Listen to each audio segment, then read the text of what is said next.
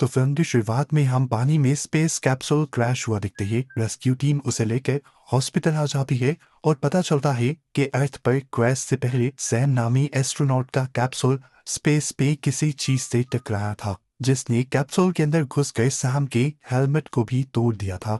ये कोई मेट्रॉइड हो सकता था या कोई एलियन भी, पर सैम को कुछ याद नहीं था। उसे होश में आते ही चक्कर आ रहे थे, उल्टियां भी आ रही थी और वो हवा में उड़ती चीजों को दिख रही थी। डॉक्टर बताते हैं कि ये स्पेस टूर के साइड इफेक्ट है और सब नॉर्मल है। उसके हाथ पांव पर चोट आई थी जो जल्द ही रिकवर हो जाती, पर उससे पहले सैम को क्वारंटीन रहना था जब तक कि उन पार्टिकल्स की टेस्ट रिपोर्ट ना मिल जाए जो सैम के सूट और कैप्सूल से मिले थे। एस्ट्रोनॉट्स और साइंटिस्ट जानना चाहते थे क्या उन पार्टिकल्स में किसी किस्म का वायरस तो नहीं था जो सैम के जरिए दुनिया में आ गया। सैम के भी बहुत सारे टेस्ट होते हैं और इतने अरसे बाद स्पेस से वापस आने पर सैम अपनी फैमिली को गले भी नहीं लगा पाती। दिन गुजरते ही और सैम को उसके मेजर डैड की कस्टडी में एक सेफ हाउस भेज दिया जाता है जहां मीडिया और प्रेस की नजरों से दूर वो अपनी रिकवरी पर ध्यान दे सके। मिशेल उसकी असिस्टेंट उसे बताती है कि कई दिन तक आपको अजीब चीजों का सामना हो सकता है, जैसे हेलुसिनेशंस, सर में दर्द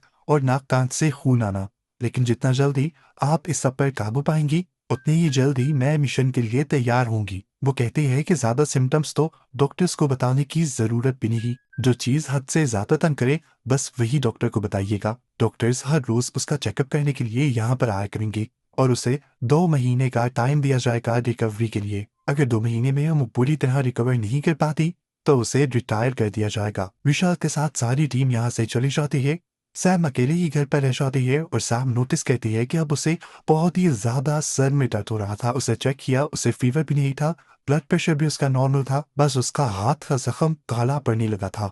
यहाँ पर वो अब अपना घर सेट करने लग जाती है, पर अचानक उसके नाक से खून भी निकलने लग जाता है। पर वो जानती थी कि ये सब नॉर्मल है। इस टाइम पर उसे उसकी कोवर्कर और फ्रेंड की भी कॉल आ जाती है। ये दोनों जब बातें कर रही थी तो सैम काफी देर तक चुप हुए खिड़की से बाहर देखती रही। काफी देर तक उसकी फ्रेंड उसे बुलाती रही। अचानक सैम होश में आई और उसने बताया कि मुझे खिड़की के बाहर कुछ नजर आ रहा था, पर मैं समझ नहीं पाई कि वो क्या है।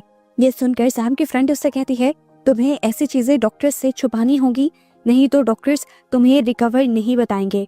सब लोगों को लग रहा था कि ये हेलुसिनेशंस हैं जो स्पेस टूर के बाद नॉर्मल होते हैं, लेकिन हमें दिखाया जाता है कि सच में बैकयार्ड में कोई था जिसका शेडो हमें भी हल्का सा ही दिखाया गया। कॉल बंद हो जाती है और तभी सैम को अपने घर में से बहुत ही अजीब आवाजें सुनाई देती हैं। यहाँ की लाइट्स फ्लिकर करने लग जाती हैं और सैम जब बैकयार्ड की तरफ जाती है तो देखती है कि बैकयार्ड का दरवाजा खुला हुआ था। बैकयार्ड से अंदर आने वाले दरवाजे के पास मिट्टी और बारिश का पानी था और यहाँ का फर्नीचर भी गिरा हुआ था। वो बैकयार्ड से बाहर निकली तो उसे जंगल में दोबारा किसी का शैडो दिखाई दिया।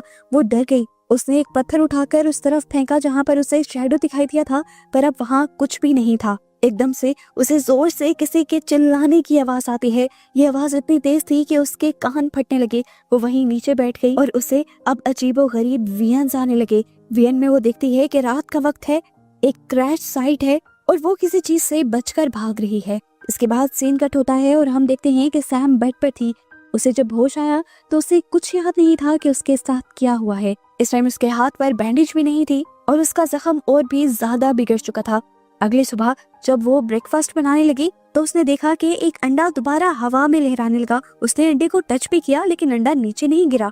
इतनी ही देर में सैम को चेक करने के लिए टीम यहाँ आ गई और फौरन वो अंडा टेबल पर गिर गया। टीम यहाँ पर सैम के टेस्ट करना शुरू कर देती है। उसके फिजिकल, मेंटल बहुत सारे टेस्ट होते हैं और फिजिकल टेस्ट की वजह से उसे पाँव में बहुत ज्यादा दर्द भी होता है और वो डॉक्टर्स को ये कह देती है कि ये पाँव का दर्द सिर्फ एक क्रैम्प है।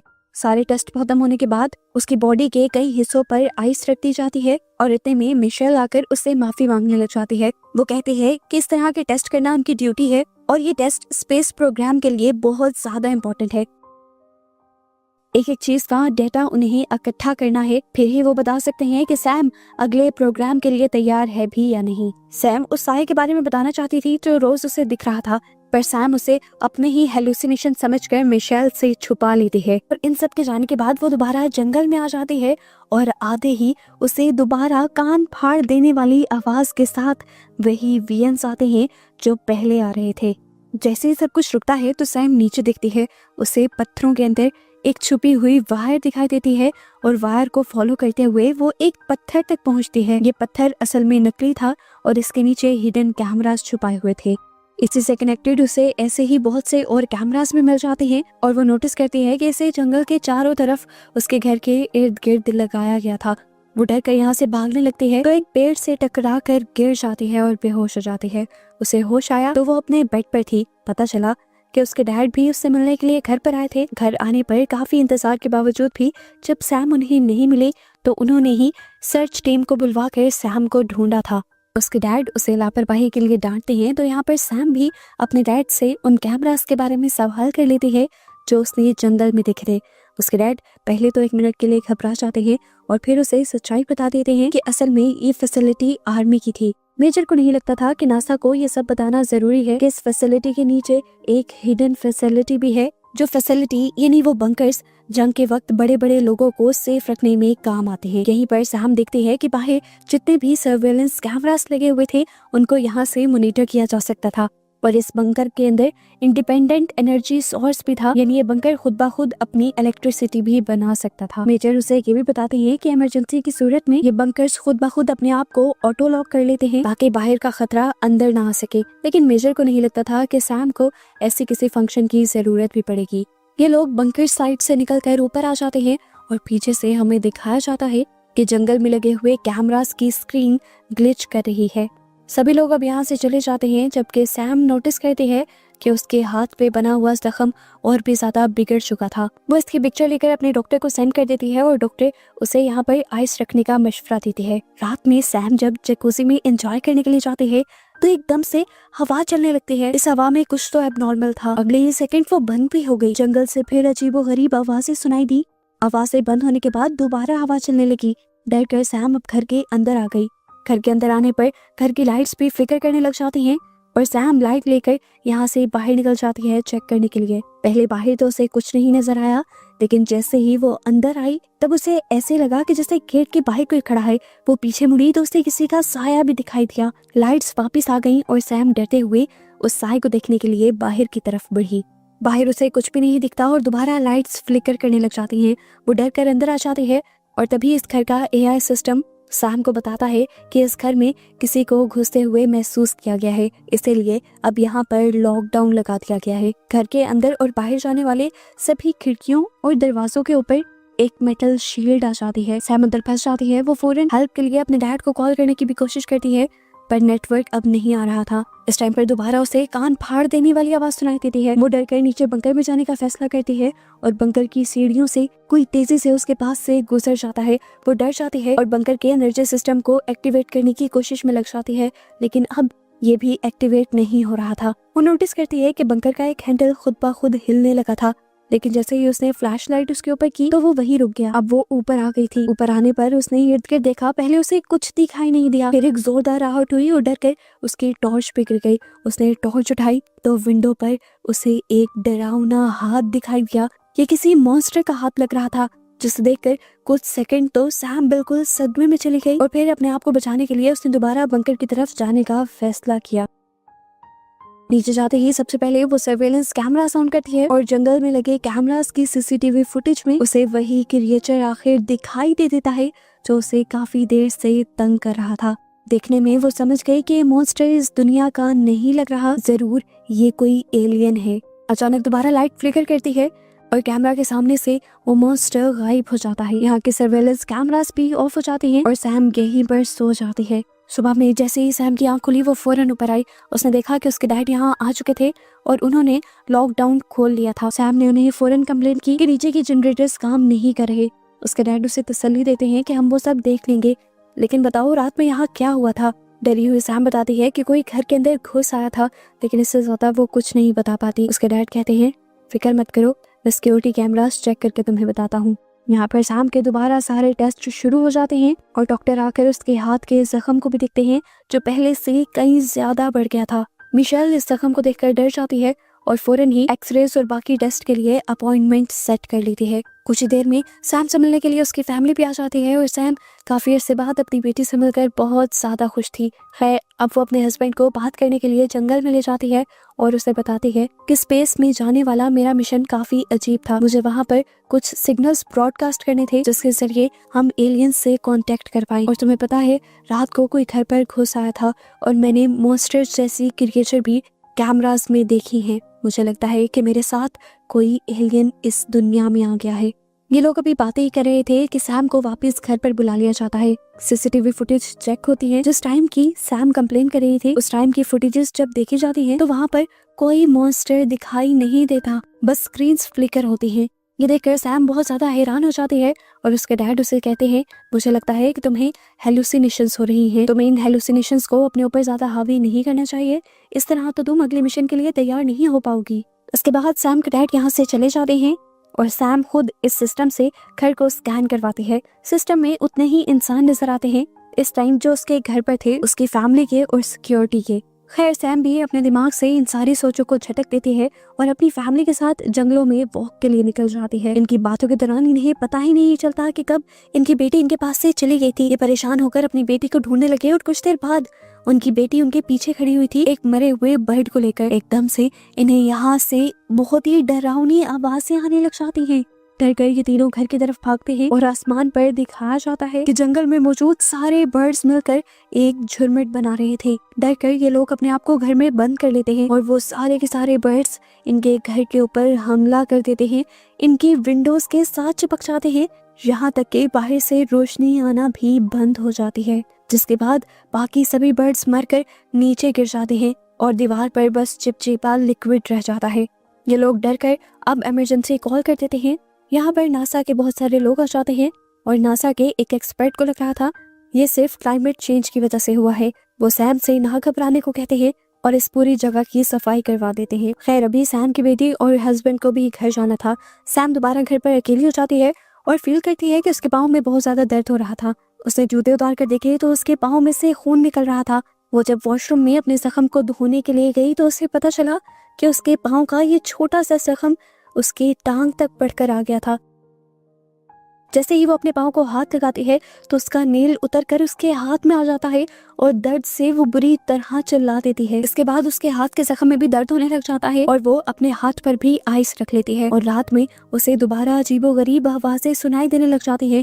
वो दोबारा से डर जाती है और अपने बैकयार्ड वाले डोर के आगे फर्नीचर लगा देती है और फिर यहाँ पर सारी चीजों के बारे में सर्च करना शुरू कर देती है कि आखिर ये सब हो क्या रहा था। बहुत सारे आर्टिकल से उसे पता चलता है कि जियोमैग्नेटिक डिस्टर्बेंस की वजह से इस तरह दुनिया में कीड़े एक पैटर्न में चलकर मर भी जाते हैं और इसी जियोमैग्नेटिक डिस्टर्बेंस की वजह से इंसानों की बॉडी पर भी अक्सर अजीबोगरीब निशान देखे जाते हैं। बहुत से लोग इन चीजों को एलियंस के साथ जोड़ते हैं पर असल में ये सिर्फ नॉर्मल जियोमैग्नेटिक डिस्टर्बेंस होती है। वो जब इंसानों के जिस्म पर वो निशान दिखती है तो नोटिस करती है कि उसके जिस्म पर भी बिल्कुल वैसे ही निशान थे और अब तो उसकी कमर पर भी बहुत बड़ा निशान पड़ गया था। अचानक ही यहाँ पर दोबारा लाइट्स फ्लिकर करने लग जाती है।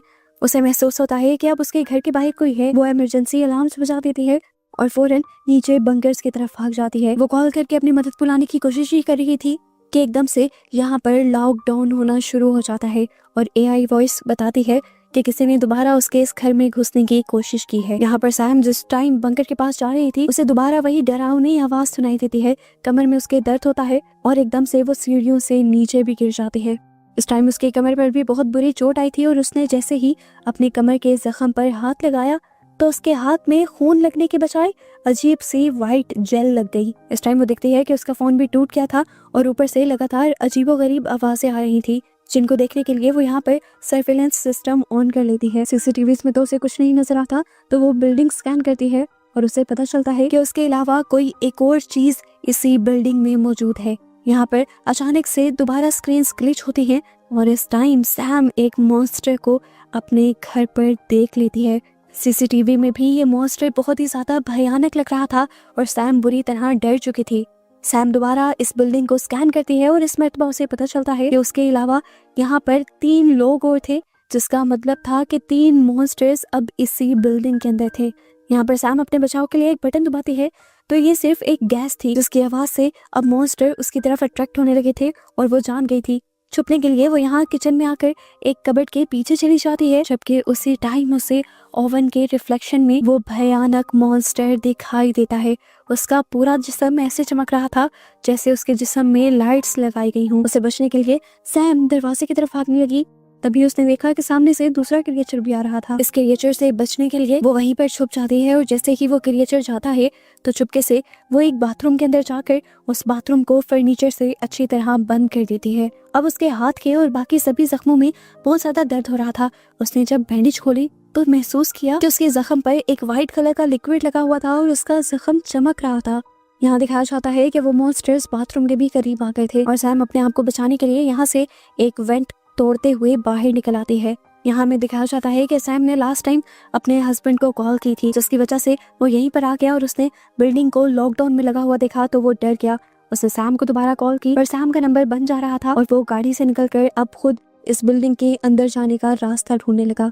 इतने में ही उसने देखा कि उसकी बेटी भी गाड़ी से बाहर निकल चुकी थी, जिसे देखते हुए सैम का हस्बैंड फौरन उसके पास आ जाता है और उसकी बेटी जंगल में इशारा करती है। देखने को मिलता है कि वहाँ से तेज रोशनी निकल रही थी। सीन कट होकर हमें अंदर दोबारा सैम को दिखाया जाता है, जो मॉन्स्टर से बचकर भागने की कोशिश अभी भी कर रही थी। मॉन्स्टर उसे देख लेता है और उसे पाँव से पकड़कर नीचे गिराने की कोशिश करता है और सैम अपने आप को बचाने के लिए उसे पाँव से धक्का मार देती है। इसके बाद दोबारा यहाँ सैम भागने लगी थी। उसे इधर एक खुफिया दरवाजा नजर आता है जिसके अंदर वो चली जाती है कि एक कॉरिडोर था जहाँ पर सीढ़ियां भी लगी हुई थी। इसी अंधेरे कॉरिडोर में हम नोटिस करते हैं कि उसके बॉडी के सारे जख्म चमकने लगे थे, बिल्कुल उन्हीं एलियंस की तरह। वो यहाँ इन सीढ़ियों के ऊपर चढ़ती है और जंगल में मौजूद एक हैच के जरिए आखिरकार उस बिल्डिंग से बाहर निकल जाती है। अब जब वो जंगल में भाग रही थी तो उसकी आधी से ज्यादा बॉडी चमकने लगी थी।